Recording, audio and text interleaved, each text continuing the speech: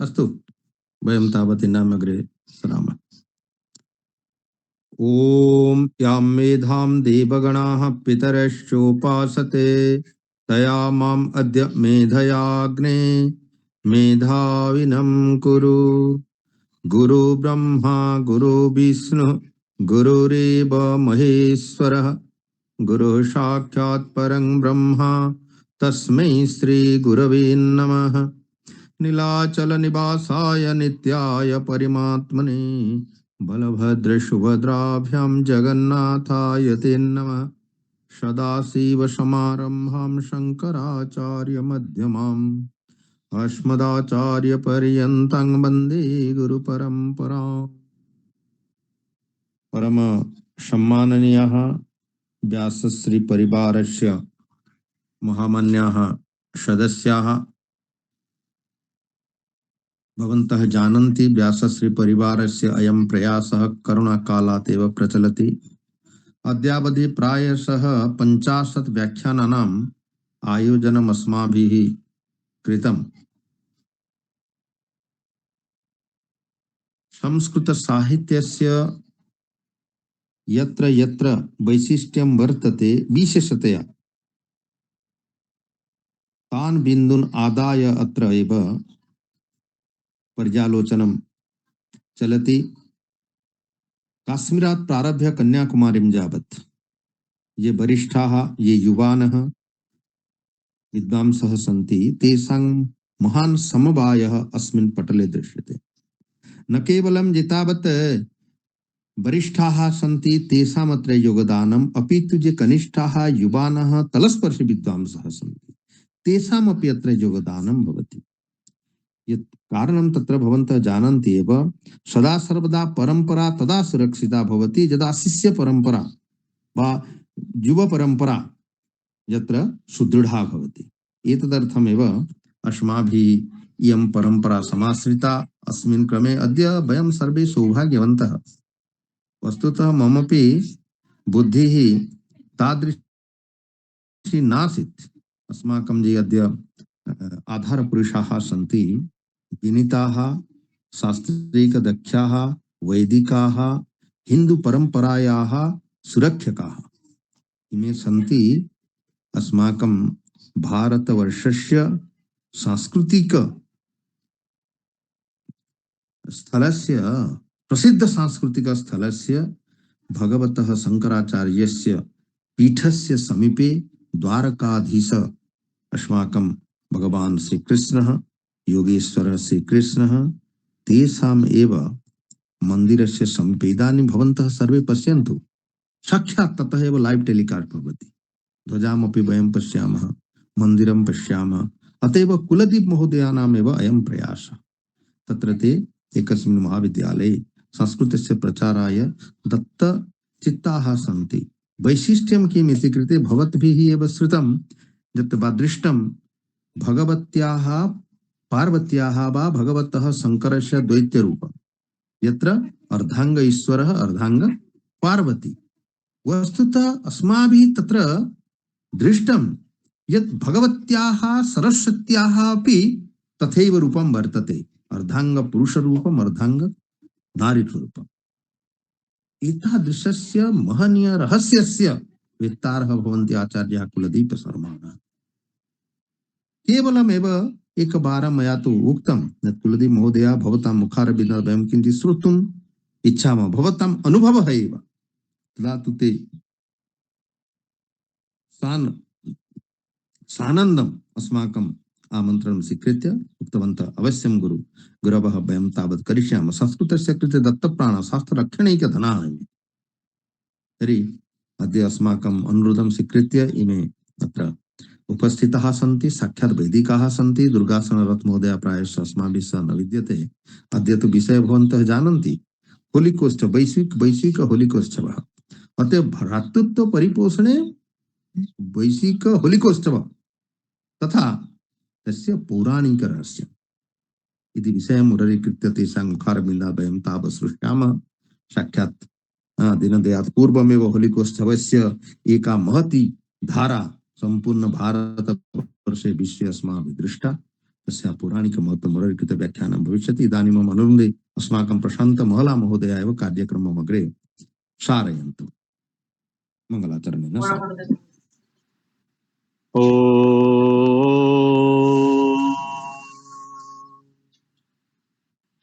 नीलाचल निवासाय नित्याय परमात्मने बलभद्र सुभद्राभ्यां जगन्नाथाय ते नमः।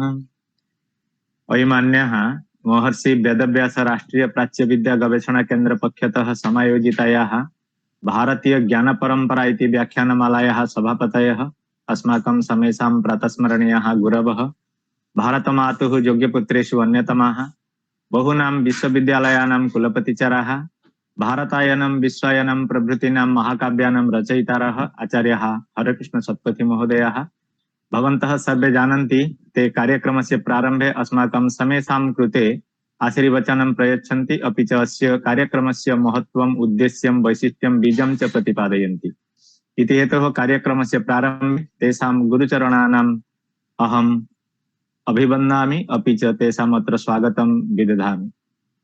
अपि च अस्य कार्यक्रमस्य ये भवन्ति अपरे अस्माकम् आचार्याः ते भवन्ति कविकोकिलाः विद्वत्तल्लजाः नैकेषु शास्त्रेषु कृतभरि परिश्रमाः श्री जगन्नाथ विश्वविद्यालयात् लब्धवसराः आचार्याः प्रमोदचन्द्र मिश्र महोदयाः। तेषां वैशिष्ट्यं भवति ते अत्र झटित्येव श्लोकान् विरचय्य अत्र उपस्थितेभ्यः सर्वेभ्यः स्वागतं व्याहरन्ति। इति हेतुः तेषामपि अत्र अहं स्वागतं करोमि। तेषां चरणकमलयोः नतिततिः विनिवेदयामि। अस्य कार्यक्रमस्य ये भवन्ति समन्वयकाः वस्तुतः ते भवन्ति छात्रवत्सलाः अपि च भारतवर्षे ये तावत् विद्वांसः वर्तन्ते ते कस्मिन् विषये कुत्र किं कार्यं कुर्वन्ति एतत् सर्वं मनसि निधाय तत्र यथा समयं यथा अवसरं प्रासंगिकं विषयम् अत्र उपस्थापयन्ति आधारपुरुषमाध्यमेन। इति हेतोः तेषामपि अत्र अहं कार्यक्रमस्य प्रारम्भे तेषां स्वागतं करोमि। महदिदं सौभाग्यम् अद्य अस्माभिः सह ये आधारपुरुषरूपेण संयोजिताः भवन्ति तेषां विषये भवन्तः श्रुतवन्तः। गुर्जर प्रदेशस्य शंकराचार्य अभिनंद सच्चिदानंद तीर्थ संस्कृत महाविद्यालयस्य इमे भवन्ति अध्यक्षाः डॉक्टर कुलदीप पुरोहित महोदयाः। तेषाम् अत्र अहं स्वागतं करोमि। भवन्तः जानन्ति होलिकोत्सवः दिनद्वयात् प्रागेव आसीत्। इति हेतोः अस्माकं समन्वयक महोदयाः समयानुकूलम् एकं विषयम् अत्र आयोजितवन्तः। इति हेतोः अहम् इदानीम् अनुरुन्धे अस्माकम् आधारपुरुषाः कुलदीप पुरोहित महोदय तेषां आस्तुन्ति आस्तुन्ति प्रमोद सर आस्तुन्ति आउ टिके तमे कहो कोट्टे मिनिट भितर से आस्तुन्ति। अस्तु तर्हि भवन्तः जानन्ति अस्य अद्य तेषां विषयः वर्तते विश्व भ्रातृत्व पोषणे वैश्विक होलिक महोत्सवः तस्य पौराणिकं महत्त्वं वा पौराणिकं रहस्यम् अस्मिन् विषये ते अद्य उपस्थापयिष्यन्ति। भवन्तः जानन्ति अस्माकं पुराणे अस्माकं संस्कृतौ होलिका महोत्सवस्य वा होलिका दहनस्य किञ्चित् वैशिष्ट्यं वर्तते। वयं सर्वे भारतीयाः तत्र होलिका महोत्सवं वयं सर्वे परिपालयामः सानन्देन। इति हेतोः अद्य अस्माकम् आधारपुरुषाः अस्मिन् विषये ते अत्र उपस्थापयिष्यन्ति। वयं जानीमः अस्मिन् विषये पौराणिकं महत्त्वं किं वर्तते, पौराणिकं रहस्यं किं वर्तते, पौराणिक वैशिष्ट्यं किं वर्तते, कदा कस्मिन् समये अयम् उत्सवः परिपाल्यते अस्मिन् विषये ते अद्य उपस्थापयिष्यन्ति। अत्र ये सर्वे अस्माकं शोधछात्राः सन्ति, मार्गनिर्देशकाः सन्ति, अस्मिन् विषये अपि ते शोधकार्यं कर्तुं पारयिष्यन्ति। यतोहि भारतीय संस्कृति रक्षा अस्माकं भवति लक्ष्यम्। इति हेतोः भारतीय संस्कृतेः रक्षणार्थं वयं सर्वे कटिबद्धाः प्रतिज्ञाबद्धाः। इति हेतोः अयं भवति अस्माकं प्रचेष्टा, अस्माकं भारतीय संस्कृति यथा सुरक्षिता भवेत्। इति हेतोः अस्य कार्यक्रमस्य उद्देश्यं वर्तते। इदानीम् अस्माकं सभापति महोदयाः मन्ये कार्यान्तरे व्यस्तः सन्ति। अपि च अस्माकम् आचार्याः प्रमोदचंद्र मिश्र महोदय ते झटित्येव आगच्छन्ति।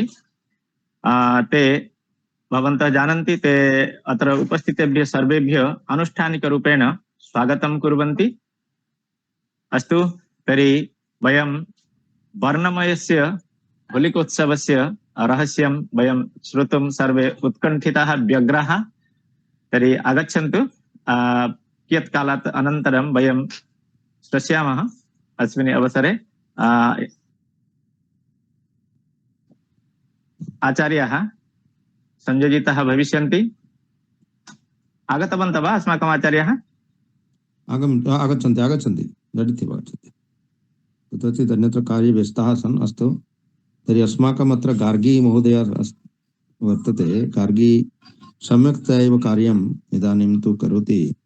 अस्माकं संस्कृतसाहित्यस्य प्रचारार्थं प्रसारार्थं विशेषतया संस्कृतं नीत्वा एव भारतीयसंस्कृतिं नीत्वा च कार्यम् अग्रे सारयति। डॉक्टर गार्गी अस्माकं वङ्गीया महिला सरस्वती स्वरूपा। अस्तु, तर्हि इदानीं प्रमोदचन्द्र मिश्र महोदयः समागताः सन्ति। वयं तर्हि इदानीम् अहम् अनुरुन्धे अस्माकम् आचार्यान् प्रमोदचन्द्र मिश्र महोदयान् ते कृपया अत्र उपस्थितेभ्यः सर्वेभ्यः आनुष्ठानिकरूपेण स्वागतं कुर्वन्तु इति। आचार्याः।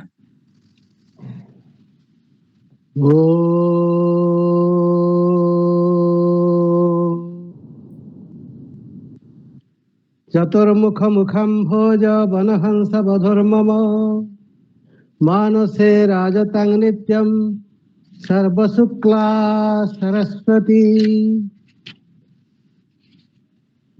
परम पवित्रे अस्मिन् ज्ञान मंडपे उपस्थितानां सर्वेषां विश्वविख्यात विद्वद्वराणां सुस्वागतं स्वागतम्। अस्माकं परमं सौभाग्यम् अस्य कार्यक्रमस्य अध्यक्ष स्वरूपाः सन्ति अस्माकम् आचार्य प्रवराः हरे कृष्ण शतपथि महाभागाः, येषां कृते वयम् आदौ स्वागतं कुर्मः। विश्वप्रसिद्धाः इमे विद्वद्धौरेयाः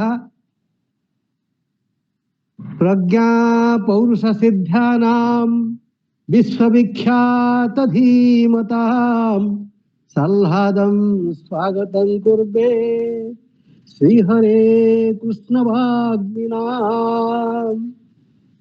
वयं पश्यामः व्यासश्री सम्प्रति सर्वेषां हृदयकन्दरे परमानन्दम् उत्पादयति। कोत्र हेतुः? अत्र हेतुस्वरूपाः सन्ति। निरन्तरं जे स्वकीयं भोजन शयनादिकं विस्मृत्य वेद विज्ञानस्य भारतीय संस्कृतेश्च परिप्रसाराय धृतव्रताः समन्वयकवर्ज्याः बुद्धेश्वर षडङ्गिनः तेषामपि वयं स्वागतं कुर्मः। व्यासश्रियं मधुमयीं विधत् व्यासश्रियं चारुमयीं विधातुं धृतव्रताजे विबुधाग्रगण्या सुस्वागतं स्वागतमत्र तेषां बुद्धेश्वराणां कविकोकिलानां। पुनश्च वयं पश्यामः अत्र अस्माकम् आधारपुरुषाः सन्ति। श्रीमन्तः कुलदीप पुरोहित महाशयाः, तेषामपि वयं स्वागतं कुर्मः। स्वागतं कुलदीपानां श्रीपुरोहित धीमतां नानाशास्त्रविधामद्य व्यासश्री ज्ञानमण्डपे। अस्मिन् महनीये महोत्सवे संयोजकाः सन्ति अस्माकं प्रशान्त महोदयाः, तेषामपि वयं स्वागतं कुर्मः। संयोजकानां शुभभावुकानां प्रशान्तनाम्ना लसतां बुधानां सुस्वागतं स्वागतमत्र कुर्वे महामहोत्साहवतां सुदीनां। पुनश्च वयं पश्यामः समग्रस्य राष्ट्रस्य विद्वत्प्रवराः विलसन्ति। तेषां यदि स्वागतं न स्यात् परमापराधो भवेत्। अतः तेषामपि वयं स्वागतं कुर्मः। समग्र देशस्य बुधोत्तमानां श्रीव्यासपीठे लसतां बुधानां सुस्वागतं स्वागतमत्र कुर्वे विद्याप्रभामण्डलमण्डितानां जयतु भारतं जयतु संस्कृतम्। वयं कृतकृत्याः आचार्याः भवतां स्वागतवचनेन वयं वृद्धाः समृद्धाः प्रफुल्लिताः सर्वे इति हेतुः व्यासश्री परिवारपक्षतः भवतां कृते पुनः एकवारं साधुवादं कृतज्ञतां विनिवेदयामि। तर्हि इदानीं वयं प्रकृतम् अनुसरामः। वयं साक्षात् विषये प्रवेशं कुर्मः। भवन्तः जानन्ति अद्य अस्माकम् आधारपुरुषाः भवन्ति डॉक्टर कुलदीप पुरोहित महोदयाः।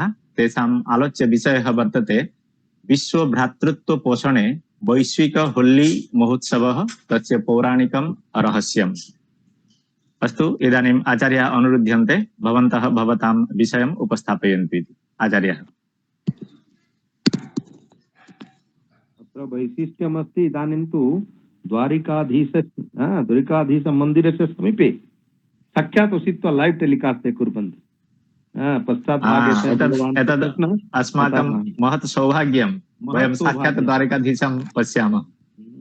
अस्तु, वसन्ते एव भगवतः राधाकृष्णस्य दर्शनं बहु शुभाय मंगलाय भवति। अस्तु, अग्रे सारन् कुलदीप जी आगे। नमो नमः। महर्षि व्यासदेव राष्ट्रीय प्राच्य विद्या गवेषणा केंद्रम व्यासानयन ट्रस्ट परिचालितं व्यासश्री शतज्ञानदीप व्याख्यानमालायाः तृतीय पुष्पमिदं भारतीय ज्ञान परंपराया आलोके तत्र नैके आचार्याः अत्र उपस्थिताः वर्तन्ते। तेषां सर्वेषां चरणकमलेषु प्रणमाञ्जलिं निवेदय अहं किञ्चित् वक्तुकामोऽस्मि। हरिः ओम्। पावकानः सरस्वती बाजेभिर्बाजिनीवति जज्ञं वस्तुधिया वसुः नमः शम्भवाय च मयो भवाय च नमः शङ्कराय च मयस्कराय च नमः शिवाय च शिवतराय च। वसुदेवसुतं देवं कंसचाणूरमर्दनं देवकी परमानन्दं कृष्णं वन्दे जगद्गुरुं शङ्करं शङ्कराचार्यं केशवं बादरायणं सूत्रभाष्य कृतौ वन्दे भगवन्तौ पुनः पुनः। अस्मिन् भारतीय ज्ञान परंपराया आलोके अस्मिन् कार्यक्रमे सभापतिरूपेण आचार्य हरे कृष्ण शतपथी महाभागाः तान् प्रणमामि। प्रस्तावना आचार्यैः कृता वर्तते। आचार्य प्रमोद चंद्र मिश्र महाभागाः तेषामपि चरणकमलयोः नतितति पुरस्सरं संयोजकः आचार्यः प्रशांत कुमार महला महोदयाः तेषाम् अपि चरणकमलेषु नतितति पुरस्सरं समन्वयकाः तथा च अस्माकं एतादृशं यैः प्रदत्तम् अवसरः तादृशाः अस्माकं गुरुवर्याः डॉक्टर बुद्धेश्वर षडङ्गी महाभागाः तेषां चरणकमलयोऽपि नतितति पुरस्सरम् इदानीम् अस्य वैश्विक होलिकोत्सवः इति विषयम् अग्रे सरामः। अस्मिन् यदा गुरुचरणानाम् आज्ञा आसीत् यद् वैश्विक होली इति विषयम् अधिकृत्य भवतां तत्र व्याख्यानं भवेत् इति, तत्र यदा इतः पूर्वम इससे पहले तो कभी ऐसा कोई अवसर प्राप्त नहीं हुआ था, लेकिन जब देखा गया तो बहुत कुछ सीखने को मिला। और वही जो मैंने देखा और जो भी उसमें सुना वो आप सबके सामने मैं कुछ बातें एक छोटे बच्चे की तरह ही रखना चाहता हूँ। आप सब बड़े बुजुर्ग हैं, कोई बात नहीं, छोटी बात नहीं, एकदम बढ़िया।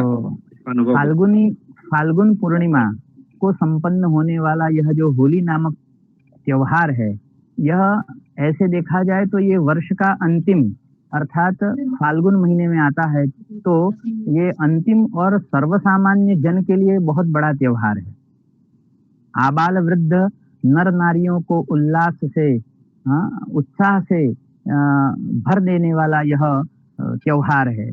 जैसे देखा जाए कि इस त्योहार में वर्ण आश्रम इत्यादि को भी लोग त्याग कर सब वर्ग भेद सब भुलाकर सब एक होकर एक समान रूप से सम्मिलित हो जाते हैं। तो यह जो अवसर है ये बहुत ही दिव्य है।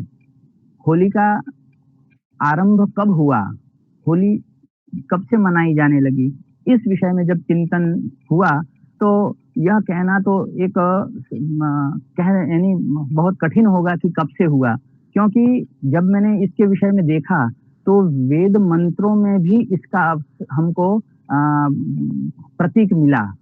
तो मैंने जब देखा तो उसमें जैसे शुक्ल यजुर्वेद के ही 5वें अध्याय में रक्षोहणम बलगहनम रक्षोहा विश्वचरेखणी रभियोनिमयो हते और रक्षोहा विश्वचरेखणी रभियोनिमय, इस प्रकार से 3 मंत्र वहां पर प्राप्त हुए और इन तीनों मंत्रों का जो पाठ है वो वहां पर बहुत अच्छी तरह से प्राप्त हुआ। उसमें रक्षोघ्न सूक्त के रूप में इससे इस पर्व की एक तरह से कह सकते हैं कि एक सामान्य झलक वहां पर प्राप्त हुई। तो एक और मंत्र प्राप्त हुआ प्रथम अध्याय का ही, वो मुझे और ज्यादा इसके लिए उपयुक्त लगा, वो मैं अब आपके सामने प्रस्तुत करूंगा। प्रत्युष्टग्गो रक्षाः प्रत्युष्टा अरातयो निष्टप्तग्गो रक्षो निष्टप्ता अरातयः उर्बन्तरिक्षमन्वेमि। रक्षः राक्षस जातिः रातेः हविषो दक्षिणया वा दानस्य प्रतिबंधकाः अरातयस्तेपि प्रत्युष्टाः प्रत्येकं दग्धाः भवन्तु। अर्थात जो राक्षस, अर्थात यहाँ पर राक्षस अर्थ ऐसे इस उसमें किया है आलोक में कि जो हवि इत्यादि या दक्षिणा इत्यादि के का दान नहीं करते हैं, उनके दक्षिणा दानस्य प्रतिबंधकाः, जो किसी सत्कर्म को करने के लिए प्रतिबंधक के रूप में हमारे सामने आते हैं, ऐसों के लिए यहाँ पर कहा है कि ते अरातयः, वे सब दग्ध हो जाएं, वे सब जल जाएं। जैसा कि आप लोगों ने भी देखा होगा पुण्यः वाचन इत्यादि जब कर्म हम जब संपादित करते हैं हमारे यहाँ कर्मकांड में, तो उसी समय एक विधि है, उसमें ऐसा यजमान जो है वह अपने विप्र देवता से आशीर्वाद मांगते हैं और वहां कहते हैं हताश्च ब्रह्मद्विषः, तो विप्र जो है उनको आशीर्वाद देते हैं कि ब्रह्मद्विषो हताः हताश्च परिपंथिनः, जो परिपंथिन हैं यानी बाहर से रहकर हमारी जो आलोचना करने वाले हैं वह परिपंथिनो हताः हताश्च विघ्नकर्तारः, विघ्न करने वाले भी हत हो जाएं। हताश्च विघ्नकर्तारः विघ्नकर्तारो हताः शत्रवः पराभवं यान्तु शत्रवः पराभवं शाम्यन्तु घोराणि शाम्यन्तु पापानि शाम्यन्तीतयः ईतयः शाम्यन्तु। इस प्रकार से हम देखते हैं तो जो हमको दान करने के लिए रोकते हैं या जो दान नहीं करने देते हैं, ऐसे जो राक्षस प्रवृत्ति के लोग हैं उनके लिए यहाँ पर, और मैंने जैसे बताया रक्षोहणम बलगहनम रक्षोहा विश्वचरेखणी और रक्षोहणो वह, ये 3 मंत्र जो हैं वह होलिका के संबंधित हमें वहां पर प्राप्त हुए। जैसा कि हम लोग जानते ही हैं कि वेदों में केवल प्रतीक के रूप में बताया जाता है, कोई भी चीज वहां पर होती है, जैसे सूत्र की वृत्ति और सूत्र का भाष्य। तो सूत्र है वो बहुत कम अक्षरों में, जैसे तस्य लोपः कह दिया तो वो सूत्र हो गया, उसकी वृत्ति होगी तो तस्य तो लोपः स्याद् अणाद्योणाद्यर्था इत्यादि हो गया। और जब हम भाष्य देखेंगे तो तस्य लोपः का भाष्य कई पत्तों में होगा, कई पेज में होगा। तो जो सूत्र है वह सबसे छोटा है, उससे बड़ी वृत्ति होगी और वृत्ति को समझाने के लिए भाष्य होगा, तो वेदादि शास्त्रों में भी यही है कि जो मंत्र भाग है वो बहुत छोटा है, वो सूत्र के समान है। और ब्राह्मण, आरण्यक, उपनिषद इत्यादि जो ग्रंथ हैं, ब्राह्मण, आरण्यक, उपनिषद, ये जो है वह वृत्ति के समान है, और उसका भाष्य अर्थात पुराण। तो मंत्र और मंत्र के भाष्य यानी ब्राह्मण, आरण्यक, उपनिषद और मंत्रों के की भाष्य परंपरा है ना, वो पुराणों के रूप में है। उन्हीं मंत्रों को सरल करके जब वेद व्यास जी ने, कृष्णद्वैपायन जी ने इसको विस्तार किया, तो उसको हम इस तरह से समझ सकते हैं। तो मैंने जब इसका अध्ययन किया तो होलिका का कहाँ कहाँ वेदों में भी क्या कोई स्थान है क्या, तब ये मंत्र जब सामने आए बहुत अच्छा लगा। उसके बाद हमको और एक स्थान प्राप्त हुआ, चातुर्मासी याग जब होगा तो चतुर्षु मासेषु अनुष्ठेयत्वात् चातुर्मास्यानीति संज्ञा। उसकी चातुर्मासी संज्ञा इसलिए हुई कि वह 4-4 महीनों में अनुष्ठान होने वाले हैं। तो 4 महीने में कैसे? तो सबसे पहला वैश्वदेव पर्व है, विश्वे देवा अपश्यन् यत् पर्वम तद वैश्वदेव पर्वम। दूसरा पर्व है वह वरुणम उद्दिश्य प्रघासाः, वरुण प्रघासा, साकमेधन्ते वर्धन्ते देवता एभिः हविर् विशेषैरिति साकमेधाः, ये तीसरा पर्व हो गया। और शुनो वायुः सीय आदित्यः तौ देवते आस्येति शुनासीरम पर्वम। तो इसका जो प्रथम पर्व है, जो मैंने आपको बताया कि प्रथम पर्व जो वैश्वदेव पर्व है, वह तत्र प्रथमम पर्व फाल्गुन्याम पूर्णिमायाम अनुष्ठेयम। तो फाल्गुन मास की पूर्णिमा को, फाल्गुन मास की इसी पूर्णिमा को, यानी यही जो हम होली को उत्सव करते हैं, इसी पूर्णिमा से चातुर्मास्य व्रत का अनुष्ठान लिया जाता है। और यहीं से यह वैदिक जो याग है उसकी संपन्नता यहीं से प्रारंभ होगी। और फिर 4 महीने बीत जाने के बाद ततश्चतुर्षु मासेषु गतेषु आषाढ़्याम पूर्णिमायां द्वितीयं पर्वं ततश्चतुर्षु मासेषु गतेषु कार्तिक्यां तृतीयं पर्वं ततश्चतुर्षु मासेषु गतेषु फाल्गुन शुक्ल प्रतिपदी एवं पुनः पुनरावर्तितव्यम, ये प्राप्त हुआ। तो इससे ये पता चला कि वैदिक यागों की भी संपन्नता यहीं से है ना, इति कर्तव्यता जो है, यानी उस वैदिक यागों से प्राप्त होने वाले फलों की, अपूर्व की प्राप्ति के लिए जो किए जाने वाले कर्म हैं, उन कर्मों का प्रारंभ भी यहीं से प्रारंभ हुआ।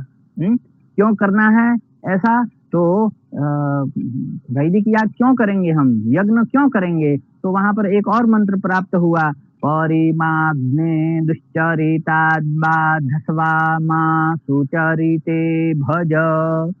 मुझे हे यज्ञ देवता, आप जो है वह दुश्चरिताद्बाधस्वा, दुष्चरित्र से, खराब चरित्र से हमको बाध करके, वहां से छुड़ाकर आप सुचरिते भज, ये भी शुक्ल यजुर्वेद 4थे अध्याय में मंत्र प्राप्त होता है। एक और मंत्र प्राप्त होता है वहां पर, ओदा युखा स्वा युखो दस्था ममृतां अनु। और जैसा कि हम लोग जानते ही हैं, सर्वम वेदात प्रसिद्ध्यति, इसलिए होलिका यानी होलिका यह जो पर्व है उसका जो उद्गम है वह वेदों से ही प्रारंभ हो चुका था, वैदिक काल से ही प्रारंभ हो चुका था। एक और मंत्र प्राप्त होता है, जद्देवा देव हेडनन्देवा सच्चक्रेमा भयम् अग्निर्मा तस्मादेन सो विषवान् मुञ्चत्वग्मुहसः। ये शुक्ल यजुर्वेद का ही 20वें अध्याय का 14वां मंत्र है। और इसमें स्पष्ट कहा गया है कि अग्नि, हे अग्नि देवता, आप हमारे सभी पापों को, कष्टों को आप हमसे मुक्त कर दीजिए, या हमको हमारे किए हुए पापों और कष्टों से हमें मुक्त कर दीजिए। इस प्रकार से अग्नि देवता के संबंधित यह जो होली का पर्व है, वह वैदिक मंत्रों में बहुत जगह थोड़ा थोड़ा, यदि मैंने जैसे बताया कि सूत्र के रूप में देखेंगे तो वहां पर बहुत जगह उसका हमको मिल जाएगा। तो इस तरह से ये होली का पर्व जो है वह हमने देखा कि वेद से प्रारंभ करने के पश्चात, और जैसे मैंने बताया कि चातुर्मास्य जो संबंधी वैश्वदेव पर्व है, उसमें आगे खेतों में उसी समय तैयार हुई जो नई नई आषाढ़ी फसल है, उन फसलों को अन्न के रूप में हम ले आते हैं, और गेहूं है, जौ है, चना है, इनकी आहुतियां इस होलिका दहन के समय हम वहां पर दे देते हैं। यह एक यज्ञ शेष प्रसाद के रूप में दूसरा हम ग्रहण करते हैं। तो यह जो आहुति देने की परंपरा है, अपने गांव में और हम हर जगह देखते हैं कि बालियां ले आते हैं, छोटी छोटी गेहूं की, जौ की और चना इत्यादि की, और वो होलिका में हम प्रदान करते हैं। तो ये एक तरह से एक और दूसरा बात कि संस्कृत के कोश ग्रंथों को जब देखा गया, तो कोश ग्रंथों में भी संस्कृत में जो भुना हुआ जो अन्न है, भुना हुआ, उसको होलिका नाम से पुकारा जाता है। तो होलिका नाम का यह जो भुना हुआ अन्न है, यानी होलिका, वहीं से होलिकोत्सव का प्रारंभ हुआ, ऐसा भी हम कह सकते हैं। वैदिक कालीन यह पर्व है। होलिका दाह के समय जो डंडे से बंधी हुई जो गेहूं की और जौ की बालियों को भुना जाता है, वह पूर्व काल से ही यह एक परंपरा रही है, और उस यज्ञों से बची हुई जो भी स्मृति या सजीव रखते थे, उसी अन्न को हम घर में ले आकर फिर बचे हुए अन्न का ही हम यानी भक्षण करते थे। इस तरह से वह होली जो है वह वहां से प्रारंभ हुई। उसके बाद दूसरा हम देखें तो होली संपन्न हो जाने के बाद यदि हमने धान इत्यादि जो जौ बाली की मैं बात कर रहा हूँ, उसको हमने अग्नि में पका लिया, पका लेने के बाद उसकी जो राख हो गई, उसकी जो भस्म हो गई, वही दूसरे दिन त्र्यायुखं जमदग्ने हेति ललाटे कश्यपस्य त्र्यायुखम इति ग्रीवायाम जद्देवेखु त्र्यायुखम इति बाह्वोः जद्देवेखु त्र्यायुखं तन्नो अस्तु त्र्यायुखम इति हृदये। यह जो दूसरे दिन वह जो राख है, जो होली में हम लोगों ने पहले दिन जो आहुति दी, उस राख को ही वह दुलहरी शब्द है, वहां पर दुलहरी से ही उसका अपभ्रंश होकर दुलरडी, दुलेंडी या दुलेटी, जो भी अलग अलग शब्द बने, तो दुलहरी शब्द है वो आज जो है वह विकृत रूप में हो जाने से वह दुलेंडी हो गया। ज्यों ज्यों समय बीतता गया, वैसे ही ऐतिहासिक स्मृतियों के साथ में यह संकलित, जैसे बताया ना कि मंत्रों में सूत्र के रूप में, फिर वृत्ति के रूप में ब्राह्मण आरण्यक उपनिषद आए, और भाष्य के रूप में महर्षि वेद व्यास जी के द्वारा लिखे गए जो हमारे पुराण हैं, उन पुराणों में फिर इन कथाओं का, ये जो मंत्रों में जो छोटे छोटे भाग थे उनका और विस्तार करके बताया गया, सर्व सामान्य जन साधारण के लिए यह सुलभ हो सके, मंत्र सुलभ हो सके। और कलयुग में जैसे बताया कि मनुष्यों की बुद्धि का भी ह्रास होगा और मनुष्यों की आयु का भी ह्रास होगा, तो वो कैसे वेदों को जाने, तो वो इसी प्रकार से वेदों को जाने, इसलिए भगवान वेद व्यास जी ने कृपा करके इसका विस्तार किया। नारद पुराण के अनुसार यह जो सर्व सामान्य लोग हम लोग जानते हैं कि भक्त प्रहलाद की जो कथा है वो अनेक पुराणों में आती है, लेकिन नारद पुराण में जो कथा आई है उसमें यही है कि हिरण्यकशिपु जो है वह अपनी बहन होलिका को लेकर बहुत ही निश्चिंत थे कि उसको ऐसा वरदान प्राप्त था कि वो कभी जलेगी नहीं, यदि अग्नि में भी वो बैठ जाएगी तो उसको जलेगी नहीं, ऐसा ब्रह्मा जी का वरदान था। तो नारद पुराण में आई हुई कथा, एक प्रश्न यहाँ पर एक और उठता है कि यदि ब्रह्मा जी के द्वारा उसको होलिका को नहीं जलने का, यानी अग्नि में बैठ जाने पर अग्नि उसको नहीं जला सकती, ऐसा वरदान था, तो वो जली कैसे? उसको तो नहीं जलना चाहिए। या तो ऐसा हो सकता है कि ब्रह्मा जी का क्या वरदान झूठा पड़ गया? तो नहीं, ऐसा नहीं है। वहां पर ये क्या कहते हैं, रहस्य है कि होलिका जो है वह ब्रह्मा जी का वरदान प्राप्त करके उसने भक्त का अपराध किया, भक्तापराध रोष में वह यानी वो अग्नि में नहीं जली, वो भक्तापराध रोष में जल गई, इसलिए होलिका का दहन हुआ। तो भक्तापराध जो रोष है उसमें उसका जल जाना, और ऐसा कहते हैं कि यही सप्ताह ऐसा था कि जिसमें भक्त प्रहलाद पर उसके पिता और उसकी बुआ ने यानी होलिका ने बहुत सारे कष्ट उसके लिए कहीं पहाड़ों से फेंक दिया, कहीं गरम कढ़ाई में डाल दिया, कई जगह उसको यातनाएं दी। इसलिए ये होलाष्टक यानी 8 दिनों का ये जो समय है, हाँ, पुराणों के दृष्टि से मैं कह रहा हूँ, इसमें कोई शुभ कार्य करते नहीं है लोग। तो इस तरह से ये एक जो कथा प्राप्त होती है वो ये है। दूसरी कथा ये प्राप्त हुई भविष्य पुराण में। तो भविष्य पुराण की जो कथा है वो भी ऐतिहासिक संबंध को जोड़ती है। वहां पर महाराजा रघु की कथा आती है और उनके राज्य में एक ढूंढा नाम की राक्षसी है।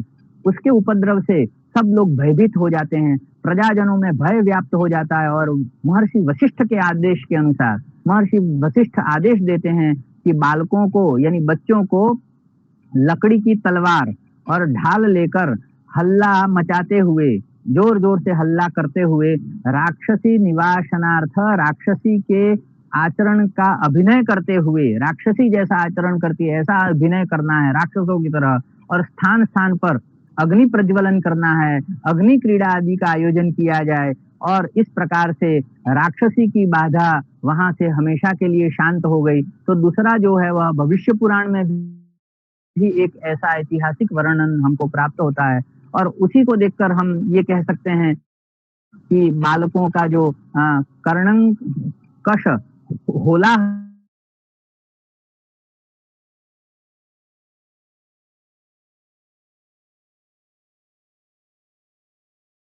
रहेंगे, बच्चे इसमें बहुत हर्ष उल्लास में रहते हैं और बहुत हो हल्ला करते हैं।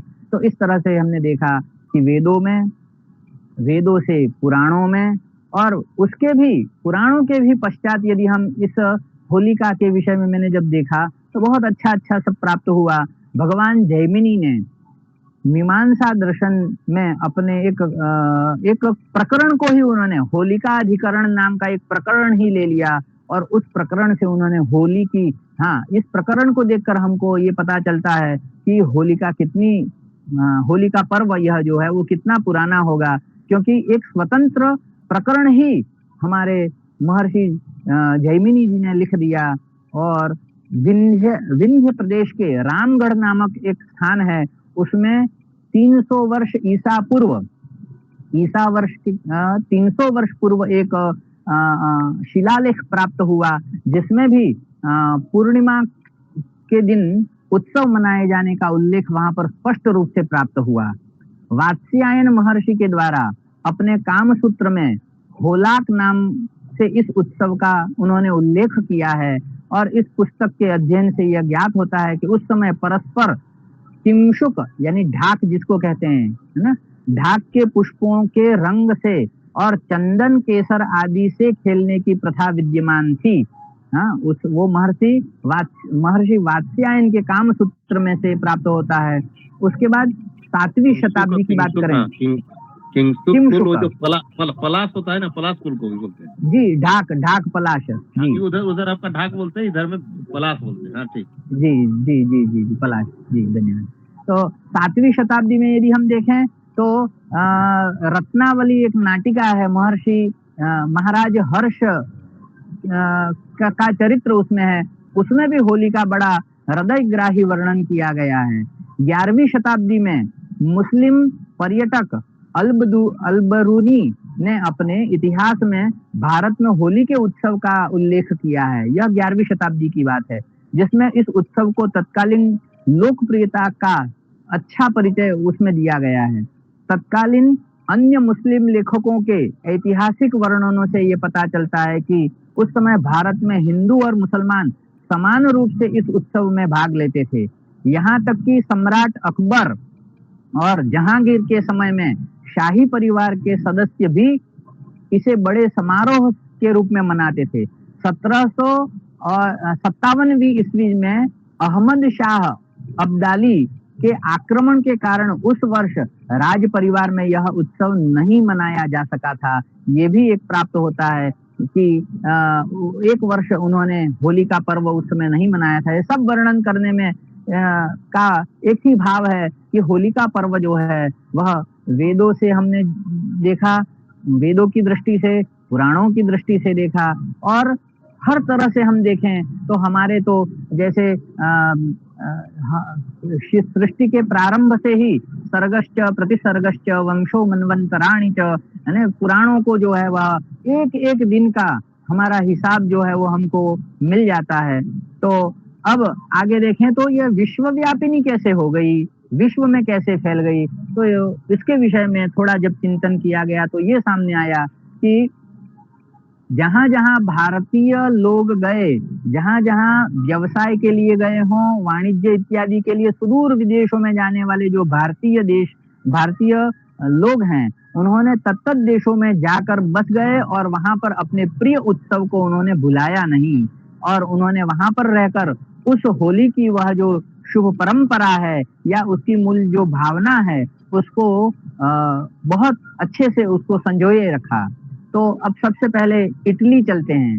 तो इटली में इस होली का उत्सव का किस प्रकार से आयोजन होता है, वहां पर फरवरी महीने में रेडिका नाम से मनाया जाता है, रेडिका, और सायंकाल के समय में लोग भांति भांति के स्वांग रचाते हैं, और कार्निवाल, एक देवता है वहां, कार्निवाल की मूर्ति को रथ में बैठाकर विशिष्ट सरकारी अधिकारी की कोठी पर पहुंचते हैं और वहां वहां से सम्मिलित होकर गाजे बाजे के साथ वह यात्रा प्रारंभ करते हैं और जुलूस निकालते हुए नगर के चौराहों तक वो घूमते हैं, और मुख्य चौराहा तक पहुंचकर वहां इकट्ठी हुई जो सूखी लकड़ियां हैं, उन लकड़ियों के साथ में यह जो रथ जो ले गए हैं उसको वहां रखकर वो जला देते हैं, और लोग खूब गाते बजाते नाचते और यथेच्छ कोलाहल करते हैं।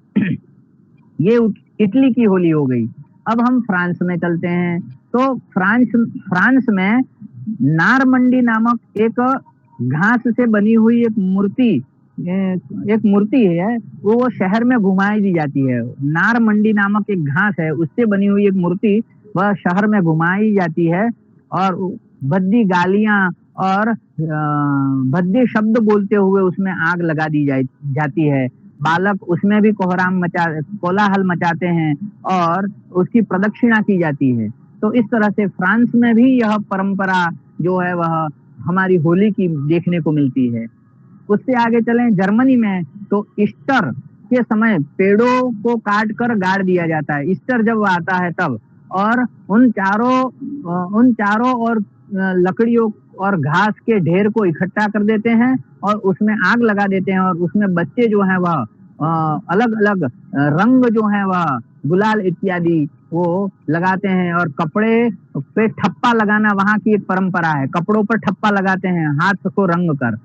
तो इस तरह से जर्मनी में भी कई अंशों में कई जगहों पर यह जो होली का पर्व है वह मनाया जाता है। स्वीडन और नॉर्वे की अब बात करें तो सेंट जॉन की जो पवित्र तिथि है सेंट जॉन की, उस पर लोग सम्मिलित हो जाते हैं और अग्नि क्रीड़ा का महोत्सव करते हैं। सायंकाल किसी प्रमुख स्थान पर अग्नि जलाकर लोग नाचते हैं और गीत गाते हैं और उसकी प्रदक्षिणा करते हैं। इस प्रकार लोगों का यह विश्वास है कि अग्नि की परिभ्रमण या अग्नि की परिक्रमा करने से उनके स्वास्थ्य में अभिवृद्धि होगी, उनका स्वास्थ्य अच्छा रहेगा। अब स्वीडन नॉर्वे से चलकर साइबेरिया में आते हैं। तो साइबेरिया में यह होलिकोत्सव कैसे मनाया जाता है उसके विषय में है कि ग्रीष्म ऋतु के आगमन से पूर्व, गर्मी अब आने ही वाली है, उस समय बालक घर में जाकर लकड़ियां इकट्ठी करते हैं और लकड़ियां को इकट्ठी करके उसमें आग जलाते हैं। पुरुष और स्त्री दोनों एक दूसरे का हाथ पकड़कर 3 बार अग्नि की प्रदक्षिणा करते हैं और परिक्रमा कर लांघते हैं। यह ऐसा वहां पर ऐसी मान्यता है कि यह 3 बार यदि प्रदक्षिणा करेंगे तो उनको साल भर ज्वर यानी बुखार इत्यादि नहीं होगा। तो ये साइबेरिया में हो गया। अमेरिका में भी यह परंपरा है कि हेलाइन नाम का एक प्रतिवर्ष ये जो है वो 31 अक्टूबर की तिथि को रात को ये मनाया जाता है। 12 मार्च 1954 में अमेरिकन रिपोर्ट नाम का एक रिपोर्ट मैगजीन वो प्रकाशित हुआ था। उसमें हेलोइन का त्योहार अनेक दृष्टियों से वहां लिखा गया था कि यह जो हेलोइन का त्योहार है वह अनेक दृष्टियों से भारत की जो होली का त्योहार है उससे मिलता जुलता है। यह ईसा से बहुत पहले का अंग्रेजी त्योहार है। जब पुरानी दुनिया के लोग यानी हम लोग अमेरिका में पहुंचे तो अपने साथ हेलाइन का त्योहार भी ले गए। यह त्योहार बालकों को बहुत पसंद आया और टोलियां बना बनाकर बालक जो हैं वह सूर्यास्त के समय खेलने कूदने और मस्खरी करने नाच गाने में जमा होते हैं। इस अवसर पर बहुत खुशियां मनाई जाती हैं। इस प्रकार से हम कह सकते हैं कि इटली हो, फ्रांस हो, जर्मनी हो, स्वीडन, नॉर्वे हो, साइबेरिया हो, अमेरिका हो, हर जगह होली का जो त्योहार है बहुत ही हर्ष उल्लास के साथ में मनाया जाता है। अब जब इसको हम इस व्याख्यान की दृष्टि से देखने लगे तब ये एक और बात ध्यान में आई कि भाई ये इसी समय क्यों, ये समय ऐसा क्या विशेष है इसमें। जैसे मैंने कहा कि अंत भला तो सब भला, हमारे यहाँ यानी लोग कहावत कहते हैं हिंदी में कि जिसका अंत भला वो सब भला है, अर्थात जिसका अंतिम मोक्ष पुरुषार्थ धर्म अर्थ काम और मोक्ष, तो मोक्ष जिसका सिद्ध हो गया उसका सब भला हो जाएगा। वैसे ही वर्ष का अंत अर्थात यह होली का उत्सव जो है वह वर्ष के अंत में आता है और वर्ष का अंत अंतिम त्योहार, क्योंकि अब यहाँ से आगे चैत्र महीना यानी संवत्सर बदल जाएगा, तो संवत्सर बदल जाने के कारण यह जो अंत भला तो सब भला, यह त्योहार अच्छे से हो गया या इस त्योहार को हमने अच्छे से मना लिया या यह त्योहार हमने हृदयंगम कर लिया तो हमारा पूरा वर्ष बहुत अच्छा हो गया, ऐसा माना जाता है। अब यह जो समय है यह क्या कहते हैं कि होलिका दहन का जो समय है वह गर्मी और शीत इन दोनों ऋतुओं की संधि है, जाड़ा और गर्मी जिसको कहते हैं। तो जाड़ा और गर्मी के बीच में होने वाले हम लोगों ने अनुभव किया होगा कि वो चेचक है ना, यहाँ पर जो निकलते हैं चमड़ी के रोग है ना, उसके बाद में मलेरिया हो गया, खसरा हो गया इत्यादि कई संक्रमण के कारण जो रोग कीटाणु के चलते हमारे शरीर में बहुत सारी बीमारियां आती हैं, उनको यह स्थान स्थान पर प्रज्वलित होकर होलिका की जो अग्नि है वो अग्नि की जो ज्वालाएं हैं वो ज्वालाएं हमारे शरीर की चमड़ी को तपाती हैं और ये जो सामान्य जो चेचक और ये सब बीमारियां हैं वो हमसे दूर हो जाती हैं। वायुमंडल ये इससे अलग अलग जगह पर बार बार थोड़ी थोड़ी दूरी में होली जलाने से क्या होगा कि वायुमंडल का जो ताप है वो और बढ़ जाएगा, वायुमंडल में उष्णता बढ़ जाएगी। उष्णता बढ़ने से जो कीटाणु होंगे वायुमंडल में है ना, वो वायुमंडल के कीटाणु भी सब नष्ट हो जाएंगे। जब हम लोगों ने कोरोना इत्यादि का सामना किया तो उस समय स्पष्ट ये बताते थे लोग कि होलिका में कपूर है, होलिका में लौंग है इत्यादि जो चीजें हैं उनका वो डालिए जिससे, और उस समय ऐसा कहा जाता है कि 140 डिग्री तक हमारे वातावरण में जो अग्नि का प्रमाण है वो बढ़ जाता है और उससे उस ताप से 140 डिग्री जितना ताप जो है वो हमारे शरीर में प्रविष्ट होता है तो शरीर के समस्त रोगोत्पादक जो बैक्टीरिया हैं, जीवाणु हैं, उनको समाप्त कर देता है। होली के अवसर पर जो नाच गाना खेल कूद हल्ला गुल्ला ये सब जो है स्वांग हंसी मजाक बसंत ऋतु का जो मादक बेला में स्वाभाविक ही जो हमारे मनुष्यों के अंदर है वह भी एक हम लोगों के लिए बहुत ही एक तरह से कह सकते हैं कि लाभप्रद है, अप्रतिम है। क्यों? क्योंकि नूतन जो पुष्पांजलि वसंत इत्यादि में होती है वह दृष्टिगोचर होती है। फलतः वसंत की प्रेरणा से मनुष्य क्रीड़ा और मनोविनोद में प्रवृत्त स्वयं सजग हो उठती है और होली के रूप में फूट पड़ती है।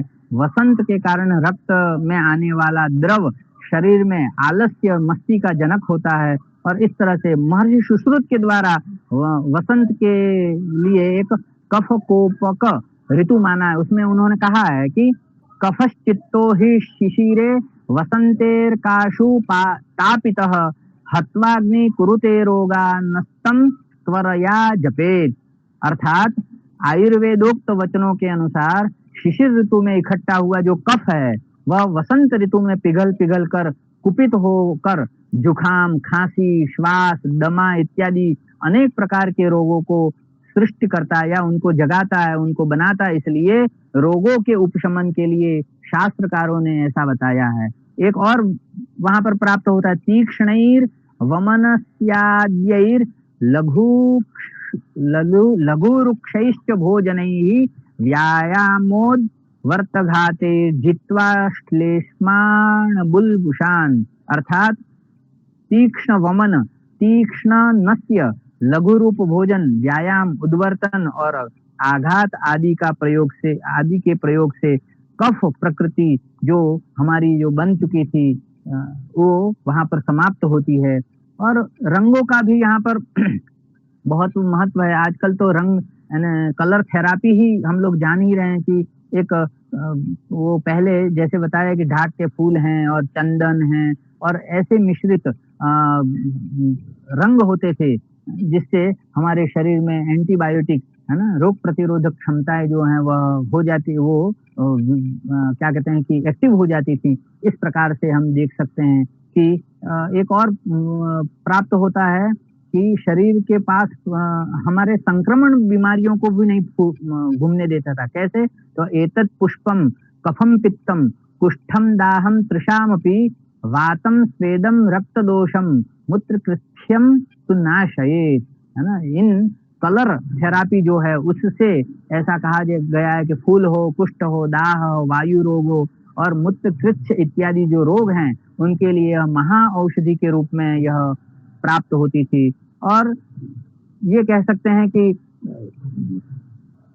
जब हम अपने परिवारजनों से मिलकर होलिका इत्यादि खेलते थे या ये होली इत्यादि होती थी तो हमारे भ्रातृत्व की, हमारे भाइयों से, हमारे स्वजनों से जो हमारी जो साल भर की जो क्या कहते हैं खटास हो गई हो वो भी हमसे दूर हो जाती थी। तो ये भी एक बड़ा आत्म कल्याण करने में हम लोगों को बहुत क्योंकि हमारे शत्रु हमारे ही नजदीक के लोग रहेंगे तो हम नहीं अच्छे से जीवन जी पाएंगे, तो उनको भी हम साथ में लेने की भ्रातृत्व भावना हमारी इससे बढ़ती थी। और संवत्सर के अनेक प्रचार ये जो है, ये जो नया संवत्सर मैंने जैसे कहा कि फाल्गुन में होता है, तो हम लोग देखते हैं कि जैसे कुछ प्रदेशों में, हमारे यहीं गुजरात में कृष्ण पक्ष से मास का प्रारंभ होता है और कुछ प्रदेशों में, कुछ यानी बाकी और प्रदेशों में जैसे महाराष्ट्र में तो हमारे यहीं की तरह चलता है, लेकिन बाकी प्रदेशों में शुक्ल पक्ष की प्रतिपदा से शुरू होता है। पंचांगों में भी ऐसा, यानी पूर्णिमा को 15 लिखा जाता है और अमावस्या को 30 लिखा जाता है। तो ऐसा कह सकते हैं कि यह जो पूरा क्या कहते हैं कि चक्र है वो इसी से प्रारंभ हुआ। और उत्तर भारत में अभी भी यूपी के कई जिलों में होलिका दहन को संवत्सर जलाना भी कहते हैं, संवत जलाना। वहां पर होली को संवत जलाना नाम से भी पुकारा जाता है कि ये त्योहार को संवत जलाना भी कहते हैं, यानी यह संवत जो है वो यहीं पूर्ण होगा और होली का दहन होगा। और होली जो है वसंत सखा कामदेव की पूजा के रूप में भी शास्त्रों में वर्णित है।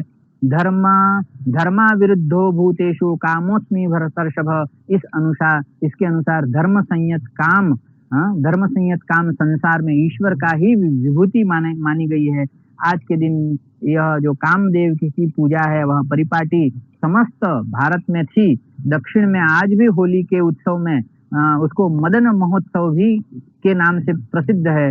लोग नवीन वस्त्र धारण कर एक स्थान से एकत्र होकर, है ना, सबको परस्पर गुलाल, अबिल, केसर मिश्रित सुगंधित चंदन आदि द्वारा एक दूसरे का सम्मान करते हैं। और यह इस तरह से, और एक और बड़ी बात ये प्राप्त हुई कि जब इसके विषय में देख रहे थे तो वैष्णव, हमारे जो वैष्णव आचार्य हैं या वैष्णव भक्तजनों हैं जो भगवान विष्णु के विशेष अर्चक माने जाते हैं, नरोदोला गतम दृष्ट्वा गोविंदम पुरुषोत्तमम फाल्गुन्याम संयतो भूत्वा गोविंदस्य पुरम व्रजेत, है ना। झूले में झूलते हुए भगवान श्री कृष्ण, भगवान श्री द्वारकाधीश या भगवान जगन्नाथ कह लीजिए, भगवान बाल मुकुंद कह लीजिए या गोपाल कह लीजिए, उनको झूले में झूलते हुए देखकर जो मनुष्य ऐसा दर्शन करता है वह वैकुंठ को प्राप्त होता है। इस तरह से आधिदैविक, आधिभौतिक और आध्यात्मिक तीनों ही रूप से यदि हम देखें तो होली का पर्व जो है वह बहुत ही लाभदायक है, बहुत ही पुण्य को वृद्धि कराने वाला है और केवल भारत में ही नहीं अपितु पूरे विश्व में किसी न किसी रूप से इस त्योहार को मनाया जाता है और हम इस त्योहार को हर जगह इस छोटे बड़े रूपों में हम देख सकते हैं। बस विशेष कुछ न कहते हुए आज इस रूप में मुझे अवसर प्रदान किया इस हेतु और आप सब लोगों ने मुझे सुना इस हेतु आप सभी का बहुत बहुत धन्यवाद। एक बार पुनः सभी आचार्य श्रियों के चरणों में प्रणाम करता हूँ। कोई त्रुटि रह गई हो तो क्षमा करें और बहुत बहुत धन्यवाद। जय द्वारकाधीश। भगवान द्वारकाधीश की इस भूमि से आप सभी को प्रणाम करते हुए मैं भगवान द्वारकाधीश से प्रार्थना करता हूँ, सर्वे भवन्तु सुखिनः, सर्वे सन्तु निरामयाः, सर्वे भद्राणि पश्यन्तु, मा कश्चित् दुःखभाग् भवेत्। शांति शांति शांति। नमो नमः।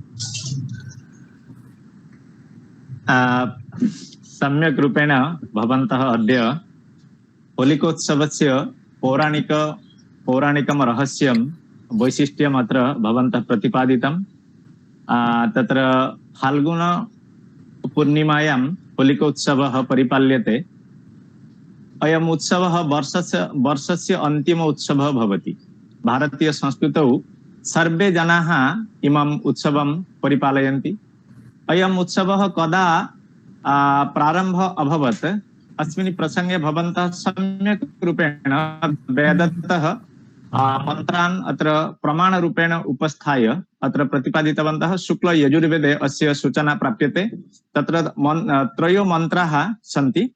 तत्र शुक्ल यजुर्वेदे मंत्रे तत्र मंत्रान् उच्चार्य भवन्तः अत्र अस्य उत्सवस्य वैशिष्ट्यं भवन्तः प्रतिपादितवन्तः। ते होलिकोत्सवस्य तात्पर्यं तत्र प्रतिपादिताः सन्ति तत्र वैदिकमन्त्रे। अर्थात राक्षस शब्दस्य अर्थो भवति अत्र दक्षिणादानस्य ये भवन्ति प्रतिबन्धकाः। अर्थात राक्षसानां विनाशाय अयम् उत्सवः परिपाल्यते। विघ्न कर्तारः भवन्ति राक्षसाः। अर्थात राक्षसानां विनाशः यथा स्युः तदर्थम् अयम् उत्सवः परिपाल्यते। एवं वेदे सर्वे विषयाः वयं जानीमः तत्र प्रतीकरूपेण प्रतिपादिताः सन्ति।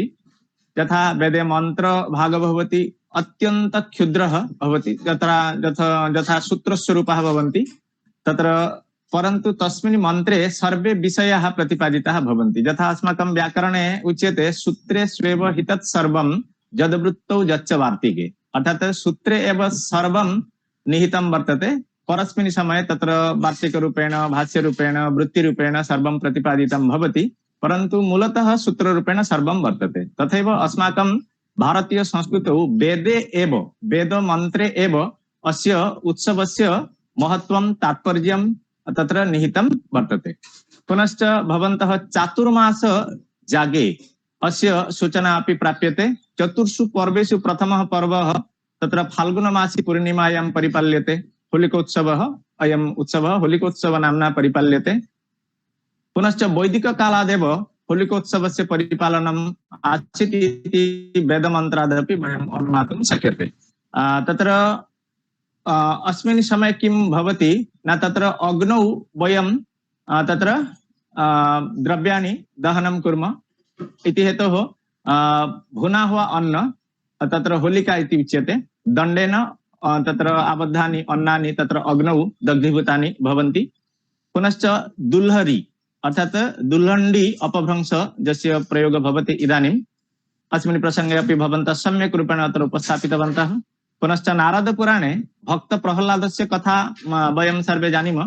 तत्र भक्त प्रह्लादस्य कथा प्राप्यते। हिरण्यकशिपस्य या भगिनी आसीत् होलिका तस्या वरदानम् आसीत् सा अग्नौ दग्धा न भवेत्, परन्तु तर्हि ब्रह्मणः वरदानं किं निष्फलं जातं, तस्या तु दग्धं, तस्या तु विनाशः अभवत्। तर्हि अत्र किं रहस्यं, किं तावत् बीजं तत्र उच्यते।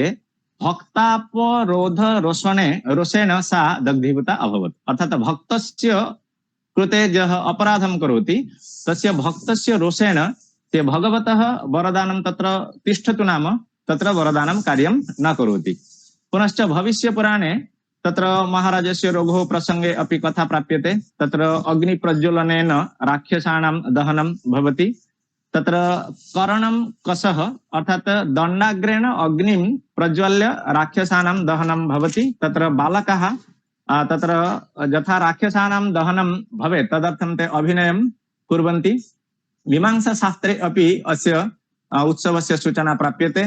पुनश्च ख्रीष्टजन्मनः 300 वर्षाणि प्रागेव शिलालेखे तत्र होलिकोत्सवस्य उल्लेखः प्राप्यते।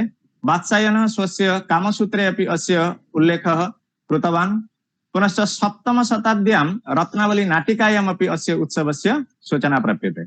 11 शतके अल्वेरुणि यस्तु परिव्राजकरूपेण भारतवर्षम् आगत्य अस्माकं भारतीय संस्कृति विषये यद् लिखितं तत्रापि अस्य उत्सवस्य उल्लेखः प्राप्यते। अर्थात् न केवलम् अस्माकं हिन्दू सम्प्रदायः इमम् उत्सवं पालयति, परन्तु मुस्लिम सम्प्रदाय अपि अर्थात् अक्बर प्रभृतयः ये मुस्लिम शासकाः आसन् ते अपि इमम् उत्सवं परिपालितवन्तः। तर्हि इदानीम् अयम् उत्सवः विश्वव्यापिनी वा विश्वव्यापकः कथम् अभवत् इति चेत् अस्मिन् प्रसंगे भवन्तः कथितवन्तः यत्र यत्र अस्माकं भारतीयाः वाणिज्य व्याजेन वा तत्र गतवन्तः ते तेषां प्रिय उत्सवं तत्रैव परिपालयन्ति। अस्मिन् प्रसंगे इटली देशे फेब्रुवरी मासे तत्र रेडिका नाम्ना अयम् उत्सवः परिपाल्यते। पुनश्च फ्रांस देशे नार्मण्डी माने तृणविशेषेण निर्मितस्य मूर्तेः तत्र अग्निं प्रज्वल्य तां मूर्तिं परिभ्रमणं कुर्वन्ति। अयम् उत्सवः तत्रापि फ्रांस देशे परिपाल्यते। जर्मन देशे अपि ईस्टर नाम्ना तत्र सर्वे जनाः एकत्रीभूय अग्निं संयोज्य इमम् उत्सवं परिपालयन्ति। तत्र पुनश्च नॉर्वे देशे अग्निमहोत्सवरूपेण अयम् उत्सवः परिपाल्यते। तत्र ते सर्वे जनाः अग्निं प्रदक्षिणं कुर्वन्ति। पुनश्च साइबेरिया प्रदेशे किं भवति न तत्र अग्नेः प्रदक्षिणं भवति, तेन किं भवति न सुस्वास्थ्यं प्राप्यते इति तेषां महान् विश्वासः वर्तते। अमेरिका देशे 31 अक्टोबर मासे हेलाइन् नाम्ना अयम् उत्सवः परिपाल्यते। अर्थात् अस्माकं भारतीय संस्कृतौ भवति अयम् उत्सवः वर्षान्त उत्सवरूपेण परिपाल्यते। अत्र वैज्ञानिकं किं महत्त्वं वर्तते इति चेत् तर्हि भवन्तः यथा उक्तवन्तः अस्मिन् उत्सवे वयं तत्र वर्णक्रीडा माध्यमेन अर्थात् रंग क्रीडा माध्यमेन तत्र अस्माकं शरीरस्थानं येषां कीटाणूनां वा जीवाणूनां तत्र विनाशः भवति। पुनश्च क्रीडाभ्याजेन शारीरिकव्यायामोऽपि भवति इति हेतोः अत्र वैज्ञानिकमहत्त्वमपि वर्तते। अर्थात् उन्माद क्रीडा माध्यमेन तत्र आलस्यं दूरीभूतं भवति। आयुर्वेदेपि अस्य उत्सवस्य सूचना वर्तते। कफ विनाशकरूपेण अयम् उत्सवः परिपाल्यते। पुनश्च तत्र कलर थेरापी रूपेण तत्र चिकित्साशास्त्रे अपि अस्य उपयोगः परिदृश्यते। पुनश्च आत्मकल्याणकारी अयम् उत्सवः भवति। ये सर्वे जनाः इमम् उत्सवं परिपालयन्ति अयम् उत्सवः तेषां कृते आत्मकल्याणकारी भवति। कथमिति चेत् यदा अस्मासु कदाचित् मनोमालिन्यं भवति, परन्तु होलिका क्रीडनेन वा रंग प्रदानेन आवयोः मध्ये तत्र माने वैरताम् अत्र दूरीभूता भवति। पुनश्च संवत् दहनम् इति नाम्ना अपि कुत्रचित् अस्य उत्सवस्य परिपालनं भवति। कामदेव पूजनं भवति। तत्र वसन्त ऋतौ तत्र मदन महोत्सवः अपि अयम् उत्सवः उच्यते। वैष्णवाः कृष्णं किं कुर्वन्ति न दोलायां संस्थाप्य पूजयन्ति। तेन आदि दैविकस्य आदि भौतिकस्य दुःखानां तत्रापि विनाशः भवति। एतत् सर्वम् अस्माकं भारतीय संस्कृतौ अस्माकं वेदे अस्माकं पुराणे होलिकामहोत्सवस्य वैशिष्ट्यं रहस्यं तत्र वर्णितमस्ति। भवन्तः सम्यक् रूपेण अत्र उपस्थापितवन्तः। मन्ये अत्र ये सर्वे अस्माकम् आचार्याः सन्ति, मार्गदर्शकाः सन्ति, तत्र शोधकर्तारः सन्ति, तेषां महान् उपकारः भविष्यति इत्यत्र नास्ति सन्देहस्य लेशः। अस्तु इति हेतोः भवन्तः अस्माकम् आमन्त्रणं स्वीकृत्य अत्र आगत्य अस्माकं ज्ञानवर्धनस्य हेतुः अभवत् इति हेतोः भवतां कृते अहं व्यासश्री परिवारपक्षतः साधुवादं कृतज्ञतां विनिवेदयामि। इदानीं धन्यवादस्य कालः।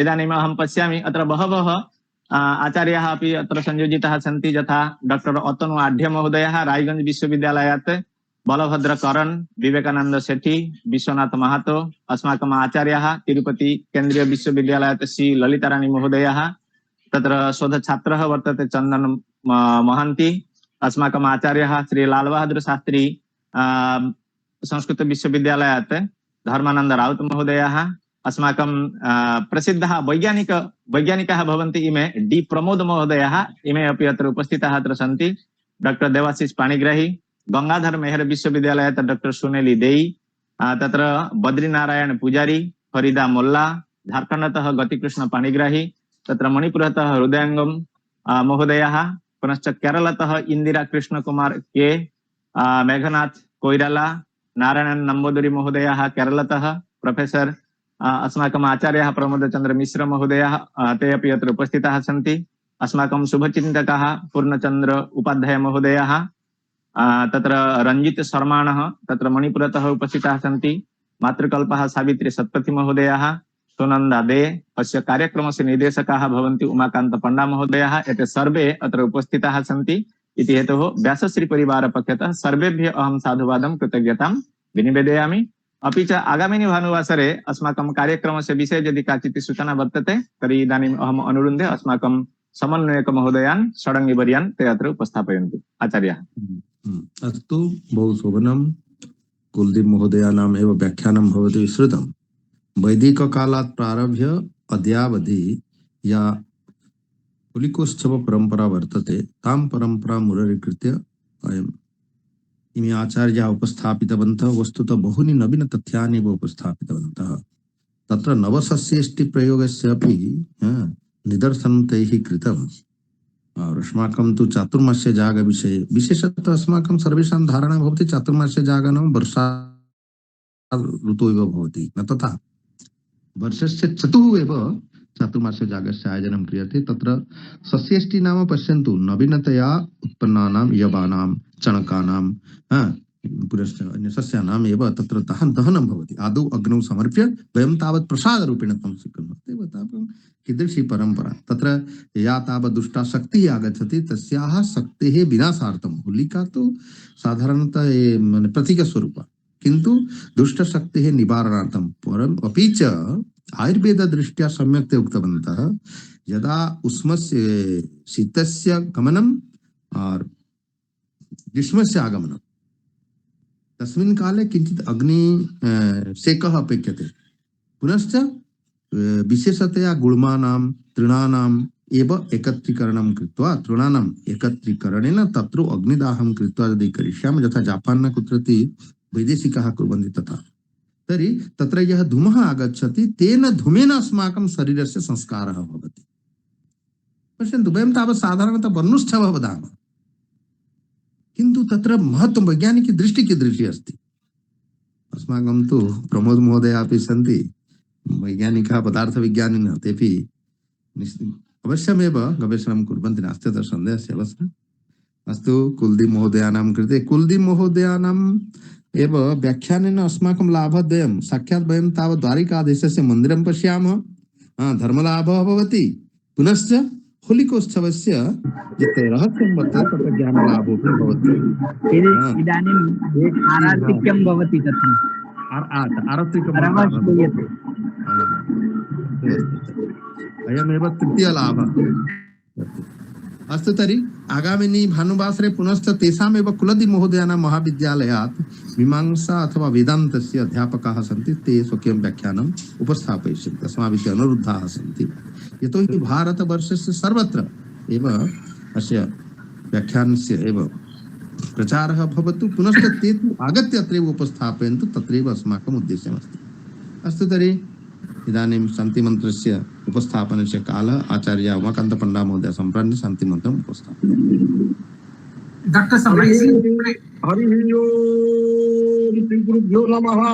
ओम ग्रहो शांति, अंतरिक्षम शांति, पृथ्वी शांति, रापः शांति, ओषधय शांति, वनस्पतय शांति, विश्वे देवा शांति, ब्रह्म शांति, सर्वं शांति, शांतिरेव शांति, सामा शांतिरेधि। ओम शांति शांति शांति। ओम सर्वेभ्यो नमो नमः। Pramod sir, do you want to speak something? Yeah. Yes, Sir, yes. the talk was very nice, Yes. and he covered the details of the holy Details festival, of, very informative. very also. informative. And in fact, every festival in India has a scientific information. Yes. It is lacking us, we are not being taught actually. And Yes. you have taken a first step to describe the festival, the importance. We should go brother. and teach in the different schools and colleges. तभी इसका संस्कृति आगे Yes, बढ़ेगा। yes, yes. क्योंकि अपन सीखना अलग बात है, but हाँ. we should reach the students also. हाँ. So that is the aim of all Vedas, the propagation of the knowledge to the younger generation. Yes, sir. Thank you for this one. I try to write an article. I will contribute it. We both can write an article on this one. Yes, sir. Yes, sir. Scientific information on the festivals. A good article can be written. Yes, sir. I got my songs also on that one. I can share you. Thank you, sir. Very good talk. Thank you, thank you. Thank you, sir. तो कुलदीप जी देखिए आपका appreciation मिल रहा है ना। Sir बहुत बड़ा scientist हैं, Annamalai university का प्रोफेसर है फिजिक्स का, और गीता का ऊपर भी उनका बहुत व्याख्यान चल रहा है। तो ठीक है, ये यही आपका पुरस्कार है और कुछ नहीं। हाँ जी आशीर्वाद। अस्तु तर्हि इदानीं सर्वे अनम्यूट् कुर्वन्तु, विश्वकल्याणार्थमेव प्रार्थनां करिष्यामि। सर्वे भवन्तु सुखिनः, सर्वे सन्तु निरामयाः, सर्वे भद्राणि पश्यन्तु मा कश्चित् दुःखभाग् भवेत्। ओम शान्तिः शान्तिः शान्तिः।